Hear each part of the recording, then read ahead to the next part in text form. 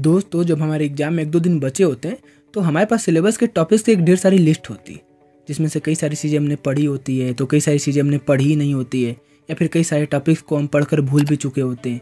तब इस टाइम पर हमें चिंता होने लगती है, हमारे दिमाग पर टेंशन होने लगता है कि एक दिन में हम क्या पढ़ें, किस तरीके से पढ़ें और कैसे पढ़ें। और आज इन्हीं चीज़ों को मैं अपने एक्सपीरियंस से आपको इस वीडियो में बताने वाला हूँ, क्योंकि मैं भी अपने इंजीनियरिंग के लास्ट सेमेस्टर में कोविड के कारण बुक खरीद ही नहीं पाया था, जिससे कि मैं केवल आखिरी के 1-2 दिन ही अच्छे से पढ़ पाया। लेकिन फिर भी मेरे उस सेमेस्टर में ओवरऑल 77% है। तो मैंने एग्ज़ाम के ठीक एक दिन पहले क्या पढ़ा, किन बातों पर फोकस किया, मैंने ठीक एक दिन पहले कौन सी स्ट्रेटेजी अप्लाई की, यह सब मैं आपको डिटेल में इस वीडियो में 4 स्टेप में समझाने वाला हूँ। और मैं आपको इस वीडियो के लास्ट में यह भी बताऊंगा कि एग्ज़ाम के एग्जैक्टली 1 घंटे पहले आपको क्या पढ़ना या फिर क्या रिवाइज करना चाहिए, ताकि आप अच्छे मार्क्स ला सको। तो अब इसमें से सबसे पहला स्टेप है focus on the most important questions. देखो, अब आपको इस स्टेप में एग्जाम में आए पिछले 5-6 साल के क्वेश्चन पेपर को लेना है और उसमें से कुछ उन क्वेश्चंस को एक अलग पेज पर नोट कर लेना है जो एग्जाम में कम से कम 2-3 बार तो पूछे ही गए हों, और साथ ही उस एग्जाम के कम से कम 2 साल के पहले तक के सारे क्वेश्चन को भी उसी पेज पर नोट कर लेना। इस तरह आपके पास लास्ट में 25-30 क्वेश्चन की एक लिस्ट तैयार हो जाएगी। अब यह सब मैंने डिटेल में इस वीडियो में बता रखा है कि आपको सबसे इंपॉर्टेंट क्वेश्चन पता कैसे करना है, फिर उसे ठीक तरीके से तैयार कैसे करना है। लेकिन अभी फ़िलहाल आपको उन सारे 25-30 क्वेश्चन को अच्छे से तैयार कर लेना है।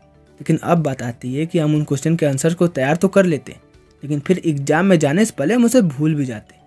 तो इसके लिए हम स्टेप 2 समझते हैं कि revise the topic in free time. देखो, अब आपको इस स्टेप में क्या करना है कि आपने फर्स्ट स्टेप में 25-30 क्वेश्चन की जो एक लिस्ट बनाई थी, अब आपको उन सारे क्वेश्चन को एक कागज़ पर छोटा छोटा उतार लेना है और उसे अपने पास रख लेना है। और आपको बीच में जब भी 5-10 मिनट का फ्री टाइम मिले, जैसे कि किसी काम से मार्केट जाना हो, किसी का वेट करना हो, खाने से पहले, सोने से पहले, जब भी आपको 5-10 मिनट का फ्री टाइम मिले, तो उन लिस्ट में से एक एक करके सारे क्वेश्चन के आंसर को रिवाइज करना है कि इस क्वेश्चन का आंसर क्या है, या प्रोसेस वर्क कैसे करता है, या ऐसा ही क्यों होता है, यह सब, जिससे कि ये आंसर्स आपको भूलेंगे नहीं, जबकि एग्जाम तक आपको याद रहेंगे। अब यहाँ तक हमने पढ़ाई तो अच्छे से कर ली, लेकिन एग्जाम से 1-2 घंटे पहले हमारे पास सिलेबस का ढेर सारा टॉपिक होता है और हमें समझ ही नहीं आता कि किसको रिवाइज करें, क्या समझें। खूब ज़्यादा घबराहट होने लगती है, डर लगने लगता है, जिसके कारण हमें जो याद रहता है हम वह भी भूल जाते हैं। तो इसके लिए हम स्टेप 3 समझते हैं कि make short notes of every answers. देखो, अब आपको इस पैनिक वाले सिचुएशन से बचने के लिए क्या करना है कि जैसा आपने ऊपर 25-30 क्वेश्चन का एक लिस्ट बनाया है, आप जब भी उन क्वेश्चन के आंसर्स को पढ़ोगे या समझोगे, तो उसमें से 1-2 लाइन उस आंसर की ऐसी होगी ही जो उस क्वेश्चन के लिए बहुत ही ज़्यादा इंपॉर्टेंट होगी। तो अब आपको उन्हीं लाइन्स का एक छोटा सा नोट्स बना लेना है। जैसे कि मान लो आंसर के लिए एवरेज 3 लाइन इंपॉर्टेंट, तो इस तरह आपको 30 क्वेश्चन के लिए 90 लाइन्स का एक छोटा सा नोट्स बना लेना है, और उसे भी आपको अपने पास रख लेना है और समय समय पर रिवाइज करते रहना है। और जब एग्जाम से पहले आपको 10-15 मिनट का टाइम मिले, तो उसमें भी आप उन लाइन्स को बस पढ़ लो। वह सारे 25-30 क्वेश्चन के आंसर आपके दिमाग में आ जाएंगे, जिससे कि आपका कॉन्फिडेंस भी बढ़ेगा और आप एग्जाम से पहले डरोगे नहीं।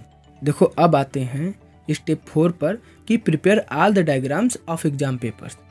देखो, अब आपको इस स्टेप में क्या करना है कि सबसे पहले आपको उन 5-6 साल में पूछे गए सारे क्वेश्चंस के डायग्राम को अच्छे से समझकर तैयार कर लेना। अब इससे आपको 2 फायदे होंगे। सबसे पहला कि एक बार अगर आपने उन डायग्राम को अच्छे से समझ लिया, तो उस डायग्राम से रिलेटेड किसी भी क्वेश्चन के आंसर को आप आसानी से 1-2 पेज में लिख सकते हो कि डायग्राम कैसे वर्क करता है, इसमें कौन कौन से पार्ट्स इन्वॉल्व हैं। दूसरा कि कॉपी चेक करने वाले एग्जामिनर की पहली नज़र उस डायग्राम पर ही जाएगी, और अगर वह डायग्राम सही हुआ तो बाकी क्वेश्चन को उतना ध्यान से नहीं पढ़ेगा, क्योंकि उसको लगेगा कि अगर यह डायग्राम सही है तो शायद आंसर भी सही ही हो। और चूंकि आपने डायग्राम पढ़ा है, तो आप उसके बारे में आसानी से 1-2 पेज लिख सकते हो, जिससे कि आपको उस क्वेश्चन पे फुल मार्क्स तो मिल ही जाएगा। अब जैसा कि मैंने आपको स्टार्टिंग में बताया था, अब बात करते हैं कि जब हमारा एग्जाम होने वाला रहता है, तो उससे 1-2 घंटे पहले हम कुछ ज़्यादा ही डर जाते हैं। हमें लगने लगता है कि कहीं हमारा सब कुछ पढ़ा हुआ भूल ना जाए, और इससे हमारा कॉन्फिडेंस पूरी तरह टूट जाता है। तो यहाँ पर आपको एग्जाम से पहले जब भी आधे 1 घंटे का टाइम मिले, तो इसमें आपको ज़्यादा सोचना नहीं है। बस आपको सबसे पहले एक झटके में उन 5-6 साल में पूछे गए सारे क्वेश्चन के डायग्राम को अच्छे से रिवाइज कर लेना है। और जो स्टेप 3 में आपने शॉर्ट नोट्स बनाया 90 लाइन का, आपको बस उसे 1-2 बार पढ़ लेना है।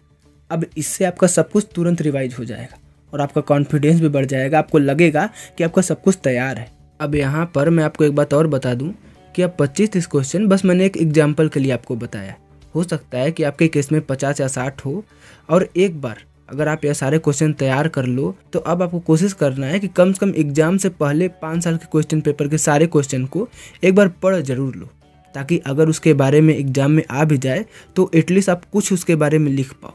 और फिर भी अगर आपके पास टाइम बचता है तो इन सारे 5 साल के क्वेश्चन के साथ भी आप यही प्रोसेस रिपीट करो जैसा कि मैंने इस वीडियो में बताया है।